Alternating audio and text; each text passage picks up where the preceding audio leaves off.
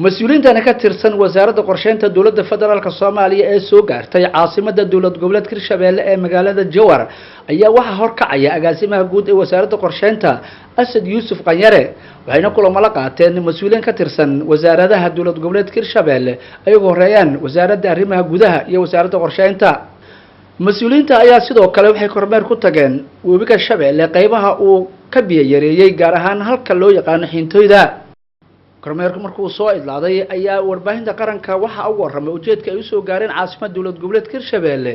agaasimaha guud ee wasaaradda qorsheynta Asad Yuusuf Qanyare qorshahan Hirshabelle uu imaanay anakoo wasaaradda qorsheynta qaranka ka socono waxa waaye horta koow wada tashiga ballaaran oo aan ugu talagalnay qorshaha horumarinta qaranka sagaalaad oo hadda kadib insha Allah la sameeyay talabaad sidaan u xoojin lahayn wada shaqeynteena iyo xiriirka ka dhaxeeyo wasaaradda qorsheynta federaalka iyo wasaaradaha Hirshabelle labadaas arrin horta kooga aad iyo aad muhiim noogu ah intaasna waa intaan hadda inta u joognaa duu Ilaahay to kala waxaan imaanay Jowhar wareega koowaad wareega labaad waxaan ku tala jirnaa inaan aadno magaalooyinka kale oo Hirshabelle oo tusaale ahaan waxaan rabnaa inaan aadno Warsheeq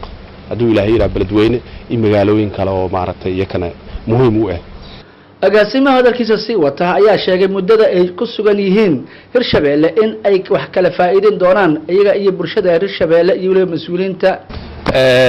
Hirshabelle maanta hadda ilaa hadda waxaan ka soo booqanay dhowr wasaaradood runtii aqoon weedaarsiga ama xog weedaarsiga waa jid oo laba dhinac ka socdo anaka naftirkeena waxa inoo soo baxday waxyaalo badan oo aan ka baran karno walaalaheena inta joogan ayakana waxay naga baran karaan marka hadda waxaan ugu talagalnay horta kooga inaan saragno aan wada hadalno baahida ay ka jirto meesha aan fahanno kadibna maaragtay aan ku heshiino wada shaqeynteena sidii oo maaragtay aan